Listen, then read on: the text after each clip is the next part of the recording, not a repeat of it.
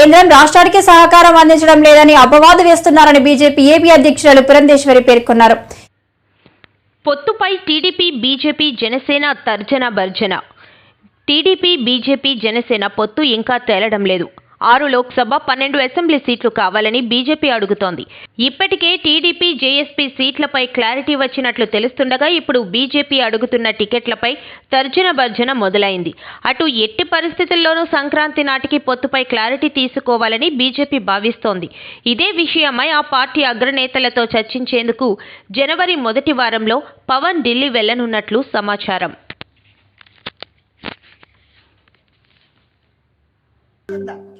అంటే ఈ జిల్లాలో ఉన్నటువంటి ప్రతి వారు కూడా శుద్ధమైనటువంటి నీరు త్రాగాలి, లేకపోతే అనారోగ్య పాలవుతున్నారు అనేటువంటి విషయాన్ని గుర్తించి జల్ జీవన్ మిషన్ కింద 275 కోట్ల రూపాయలు కేంద్ర ప్రభుత్వం ఈ జిల్లాకి ఇచ్చినటువంటి విషయం మీ ద్వారా ప్రజలకి తెలియజేసుకుంటున్నాం.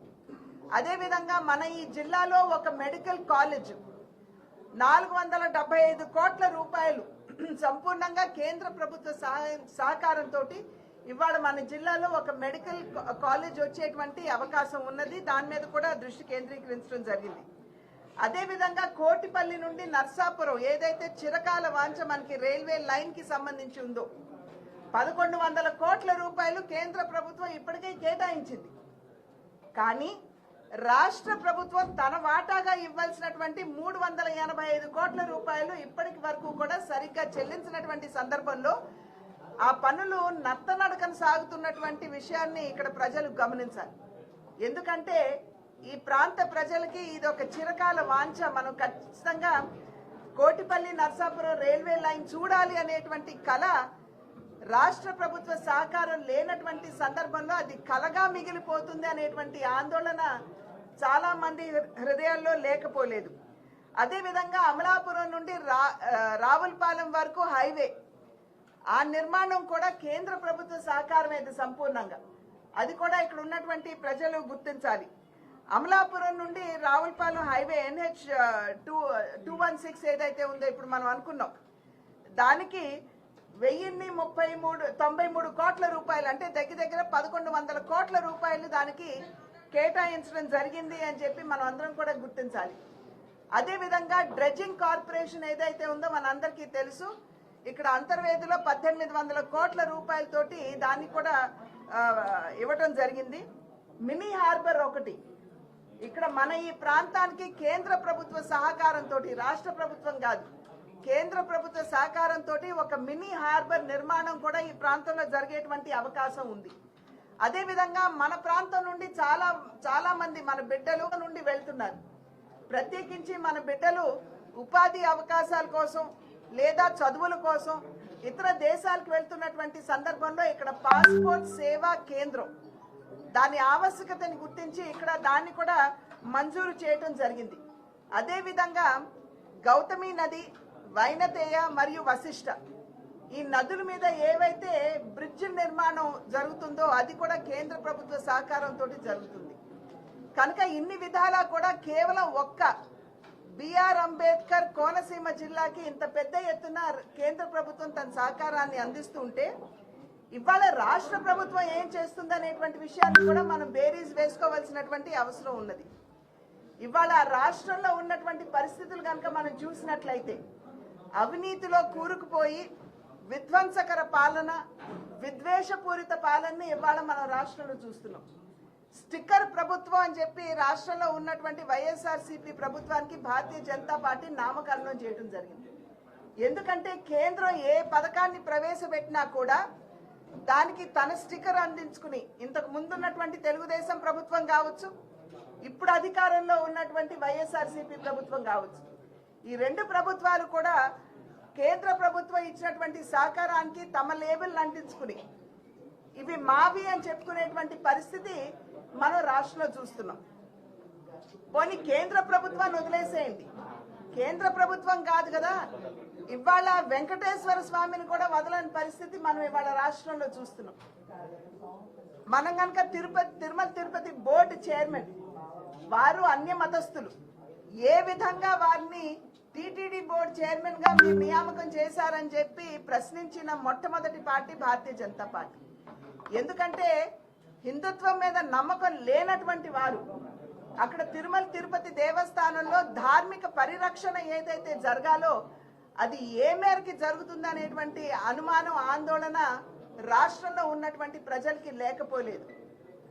అదేవిధంగా భక్తులు సమర్పించినటువంటి సమర్పణ ఏదైతే ఉందో దానిలో కూడా 1% తీసేసి మేము తిరుపతి కింద ఉన్నటువంటి తిరుపతి అభివృద్ధికి మేము వాడుకుంటామని చెప్తున్నారు. దాని మీద కూడా భారతీయ జనతా పార్టీ గళం విప్పినప్పుడు దాన్ని ప్రభుత్వం వెంటనే వెనక్కి తీసుకోవడం జరిగింది. ఆ తర్వాత 90 కోట్లు అంటే 100 కోట్ల రూపాయలు టీటీడీ నుండి కింద తిరుపతిలో ఉన్నటువంటి పరిశుభ్రం చేసేటువంటి ఎవరైతే ఉంటారో వారికి జీతాలు ఇవ్వడానికి తీసుకుంటామని చెప్పి వారు చెప్తున్నారు. అంటే కింద వచ్చేటువంటి ట్యాక్స్ ఏమవుతుందో మనకు తెలీదు. ఆర్జీవి దర్శకత్వంలో రూపొందిన వ్యూహం సినిమాపై టీడీపీ జాతీయ ప్రధాన కార్యదర్శి నారా లోకేష్ స్పందించారు. ఈ సందర్భంగా శుక్రవారం అమరావతిలో మీడియాతో మాట్లాడుతూ ఈరోజు ఏ జైలుకి వెళ్ళినా ఎక్కువ శాతం ఉండేది బీసీ సోదరులు. అంటే ఈ ప్రభుత్వం అంత వేధిస్తుంది. వేదిక మీద ఉన్న పెద్దలు కొంతమంది గురించి నేను ఈరోజు వివరించాను. ఇలా రాష్ట్ర వ్యాప్తంగా జరుగుతున్నాయి. సో చాలా ఏకపక్షంగా ఈ ప్రభుత్వం వ్యవహరిస్తుంది. సో అందుకే బీసీ సోదరులు కూడా చైతన్యం తీసుకురావాలి. మేము కూడా కొన్ని హామీలు ఇచ్చా పాదయాత్రలో. ఒకటి, బీసీ సోదరుల రక్షణ కోసం ఒక ప్రత్యేక రక్షణ చట్టం తీసుకొస్తాం. అంటే ఎస్సీ ఎస్టీ అట్రాసిటీస్ యాక్ట్ తరహా ఒక ప్రత్యేక రక్షణ చట్టం తీసుకొస్తాం. రెండోది, ఇప్పుడు కాస్ట్ సర్టిఫికేట్ అనేది పర్మనెంట్గా ఉండట్లా. ప్రతిసారి మా బీసీ సోదరులు మేము బీసీ సోదరులను చెప్పుకోవాల్సిన పరిస్థితి వస్తుంది. ఎందుకు ఉండాలి అలా? పర్మనెంట్ కాస్ట్ సర్టిఫికేట్ ఇస్తామని కూడా హామీ ఇచ్చా. రెండోది, టెక్నాలజీతో అనుసంధానం చేసి ఇప్పుడు బటన్ నొక్కితే భోజనం ఇంటికి వస్తుంది, బటన్ నొక్కితే క్యాబ్ ఇంటికి వస్తుంది, బటన్ నొక్కితే కాస్ట్ సర్టిఫికేట్ ఎందుకు రావట్లా? ఇప్పుడు Aadhaar number permanent, caste certificate ఎందుకు పర్మనెంట్ ఉండట్లా? సో పర్మనెంట్ కాస్ట్ సర్టిఫికేట్ ఇస్తాం.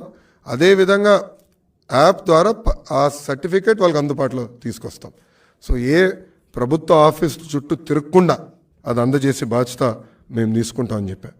మూడోది, ఉపకులాల వారిగా దామాషా ప్రకారం ఉపకులాల వారిగా నిధులు కేటాయించి ఆ నిధులు స్వయం ఉపాధి ఆ కులాల్లో ఉన్న బీసీ సోదరులకి సంక్షేమం కోసమే ఖర్చు పెడతామని కూడా చెప్తాం జరిగింది. ఇంకా నియోజకవర్గ స్థాయిలో కూడా అక్కడున్న బీసీ సోదరుల దామాషా ప్రకారం కమ్యూనిటీ భవనాలు కూడా ఏర్పాటు చేస్తామని మేము చెప్తాం జరిగింది. ఇంకా విదేశీ విద్య ఆపేసిన బెస్ట్ అవైలబుల్ స్కూల్స్ లాంటి ఈ అద్భుతమైన సంక్షేమ కార్యక్రమాలు మళ్ళీ మేము ప్రారంభిస్తామని చెప్పాం. లాస్ట్ పాయింట్ కూడా, స్థానిక సంస్థల్లో తగ్గించిన 10% రిజర్వేషన్ మళ్ళీ తెలుగుదేశం పార్టీ అధికారంలోకి వచ్చిన తర్వాత బీసీ సోదరులు కల్పిస్తామని కూడా హామీ ఇచ్చాం. సో ఇది పాదయాత్రలో జరిగినప్పుడు నాకు వచ్చిన ఫీడ్బ్యాక్ ప్రకారం పెద్దలతో చర్చించి ఇది మేము ప్రత్యేకంగా హామీ ఇచ్చేసాం. దీనిపైన ఇంకేం చేస్తే బాగుంటుంది, ఎలా చేస్తే బాగుంటుంది అనేది మేము చర్చించి ముందలు తీసుకెళ్తాం. అనా ఈ ప్రోగ్రాం 2 నెలల పాటు జరుగుతుంది.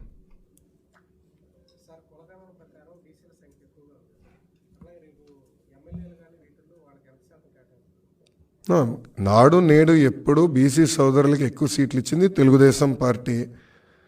అటు కౌన్సిల్లో కానివ్వండి, అసెంబ్లీలో కానివ్వండి, నామినేటెడ్ పోస్ట్లో కానివ్వండి, పెద్ద ఎత్తున బీసీ సోదరులకే మేము సీట్లు ఇచ్చాం. రేపు పార్లమెంట్లో కూడా అంటే ఎంపీ లోక్సభ కానివ్వండి, రాజ్యసభ కూడా ఎక్కువ శాతం బీసీలను పంపించాలని ఇప్పటికీ బాబు గారు నిర్ణయించుకున్నారు. మేము క్యాండిడేచర్స్ ప్రకటించినప్పుడు అది మీకు తెలుస్తుంది.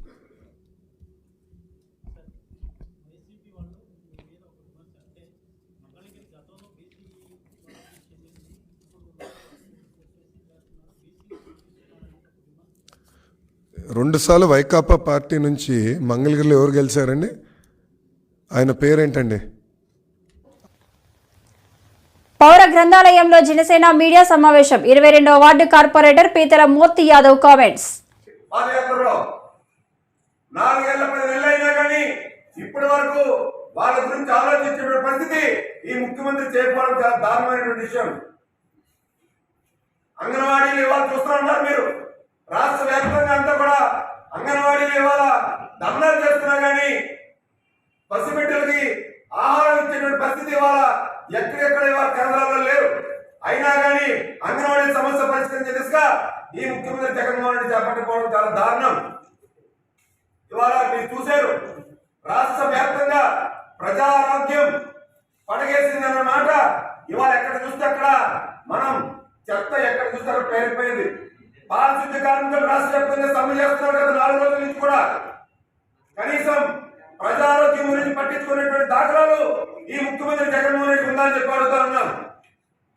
ఎంతసేపు తాడేపల్లి ప్యాలెస్ లో కూర్చొని వాళ్ళ ఎమ్మెల్యేని వాళ్ళ మంత్రుల్ని ఎలాగ ఆట్లాడుకోవాలి, వాళ్ళ జీవితాలతో వాళ్ళు ఎక్కడ ట్రాన్స్ఫర్ చేయాలి, ఎలక్షన్ రేపు మళ్ళీ ఎలా నెగ్గాలి అనేటువంటి బాధలు ఉన్నాడు తప్ప ఈ ముఖ్యమంత్రి రాష్ట్ర ప్రజల ఆరోగ్యం గురించి కానీ, పారిశుద్ధ్య కార్మికులు చేసిన సమ్మె గురించి కానీ, అంగన్వాడీ వర్కర్లు చేసినటువంటి సమ్మె గురించి కానీ, ఆరోగ్యశ్రీ బకాయిల గురించి కానీ వీటి మీద ఎక్కడ కూడా ఈ ముఖ్యమంత్రి శ్రద్ధ లేదు.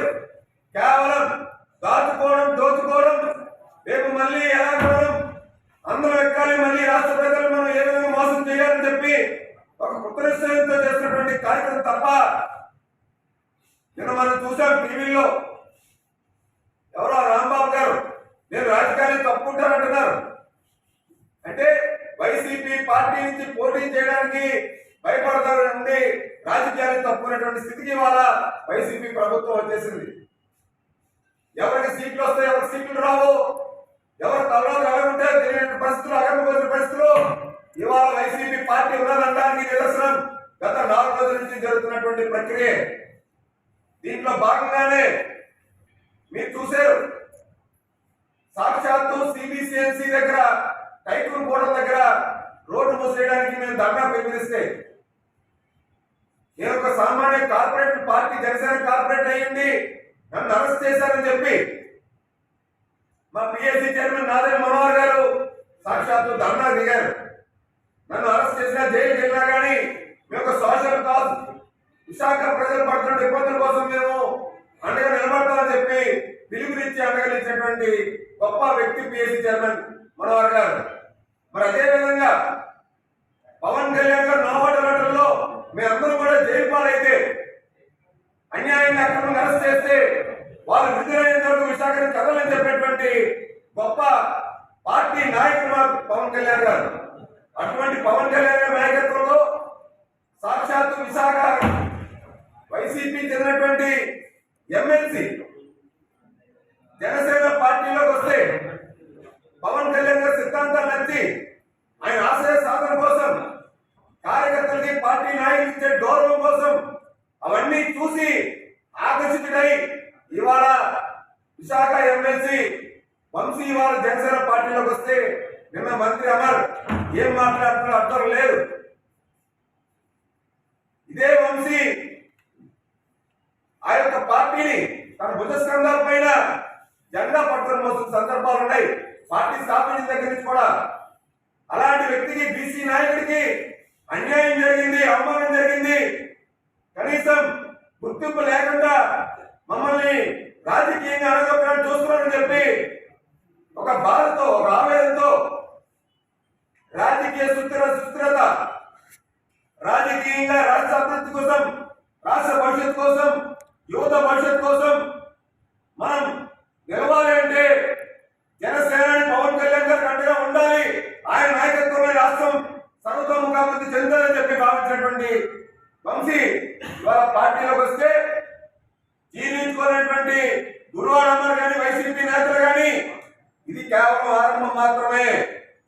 రేపు రానున్న రోజుల్లో పెద్ద ఎత్తున పవన్ కళ్యాణ్ గారి నాయకత్వం నచ్చి, పవన్ కళ్యాణ్ గారి ఆశయ సాధన కోసం, పవన్ కళ్యాణ్ గారి తీసుకున్న నిర్ణయాల కోసం, పవన్ కళ్యాణ్ గారి యొక్క సిద్ధాంతాల కోసం జనసేన పార్టీలోకి పెద్ద ఎత్తున ప్రతి ఒక్కరు కూడా రాబోతున్నారు. జనసేనాని పవన్ కళ్యాణ్ తీసుకున్న నిర్ణయానికి, పార్టీ నిర్ణయానికి విశాఖ జిల్లాలోనే కాదు రాష్ట్రంలో ఉన్నటువంటి జనసేన పార్టీ శ్రేణులందరూ కూడా ఎవరు వచ్చినా మనస్ఫూర్తిగా ఆహ్వానిస్తాం. మాకు రాష్ట్ర అభివృద్ధి ముఖ్యం. ఏపీకి ప్రత్యేక కోసం పోరాటం చేస్తానని జై భారత్ నేషనల్ పార్టీ అధ్యక్షుడు జేడీ లక్ష్మీనారాయణ తెలిపారు. ఏదైతే పార్లమెంటు సాక్షిగా అప్పటి ప్రధాని ఇచ్చిన హామీ ఏదైతే ఉందో అది నెరవేరే వరకు నేను ఒక పౌరుడిగా, ఆంధ్రప్రదేశ్ పౌరుడిగా నేను ఈ ప్రత్యేక హోదా కోసం నేను పాటుపడతాను, ఈ బ్యాడ్జీ ధరిస్తాను, అనునిత్యం అనుక్షణం నేను ఈ ప్రత్యేక హోదా కోసం పాటుపడతాను.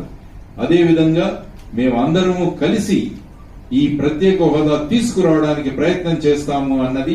తరువాత ఏవైతే రాజకీయ పార్టీలు ఈ ప్రత్యేక హోదా తీసుకొచ్చే బాధ్యత వారు గనక తీసుకోకుంటే ఆ పార్టీలకు మేము ఓటు వేయమని కూడా నిస్పష్టంగా మనం అందరం కూడా చెబుదాము. ఆ తర్వాత 26 జనవరి రోజున అందరం కలిసి ఒక మహాప్రతిజ్ఞ చేద్దాం.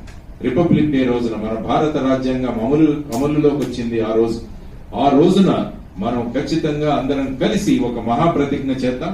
అందరం కలిసి ప్రత్యేక హోదా తీసుకొద్దాం.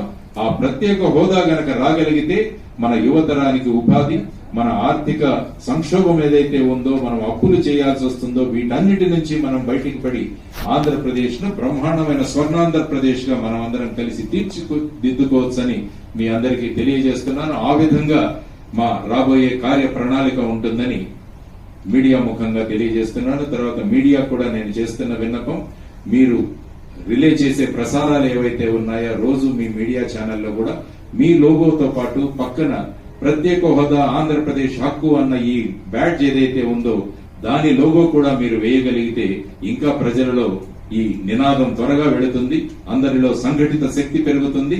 అందరం కలిసి కేంద్రాన్ని నిలదీసి మనం ప్రత్యేక హోదా తీసుకొద్దామన్న సంకల్పం కూడా ఇంకా బలోపేతం అవుతుంది. ఆ విధంగా అందరం కలిసి పనిచేస్తే దీన్ని సాధించుకోగలమన్నది దృఢమైన మాలో ఉన్న కాంక్ష, అందరి కాంక్ష. ఇది ఆంధ్రప్రదేశ్ ప్రజల యొక్క కోరిక. దాన్ని నిజం చేసి చూపిద్దామని తెలియజేస్తున్నాను. ప్రజలకు మంచి చేయాలని చంద్రబాబు ఏనాడూ ఆలోచించలేదని సీఎం జగన్ విమర్శించారు. చతుష్టయానికి సంబంధించిన ఈ గ్యాంగ్ లో, ఈ ముఠాలో ముందుగా ఇదే భీమవరం ప్రజలు తిరస్కరించిన దత్తపుత్రుడితో మొదలెడతాను. వీరు చేసిన రాజకీయాలు ఎలా ఉన్నాయి అనే విషయం మీద. ఈ దత్తపుత్రుడు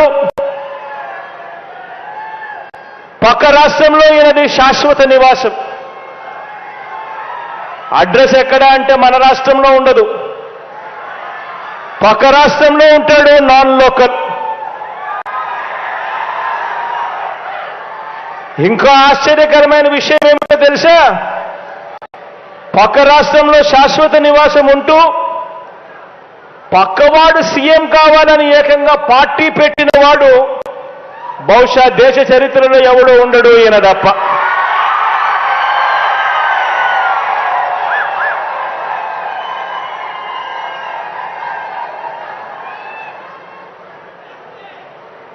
ఈ మనిషి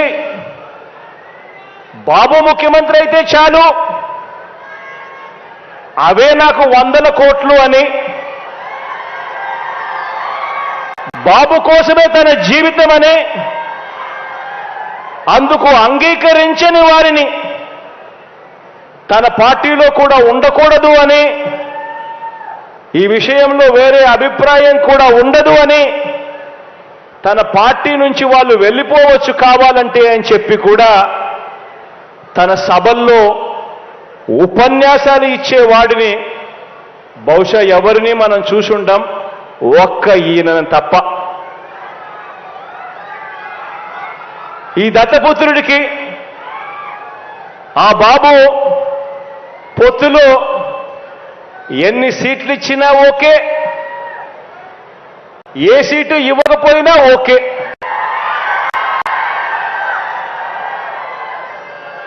చిత్తం ప్రభు అనే త్యాగాల త్యాగరాజుని మాత్రం ఇప్పుడే ఈ దత్తపుత్రుల్లో మాత్రమే చూస్తాం.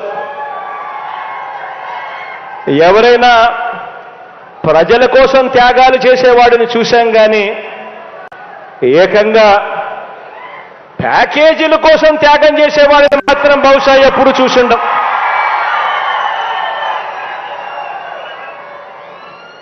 ప్యాకేజీల కోసం తన వారిని త్యాగాలు చేసే ఈ త్యాగాల త్యాగరాజును మాత్రమే చూసింటాం.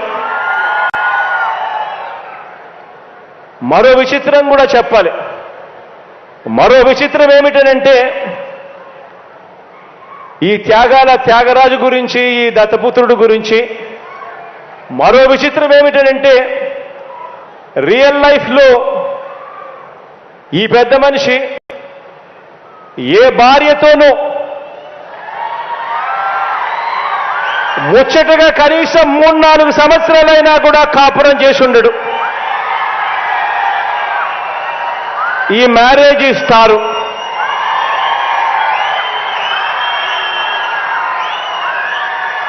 ఆడవాళ్ళను కేవలం ఆట వస్తువులుగా మాత్రమే చూస్తూ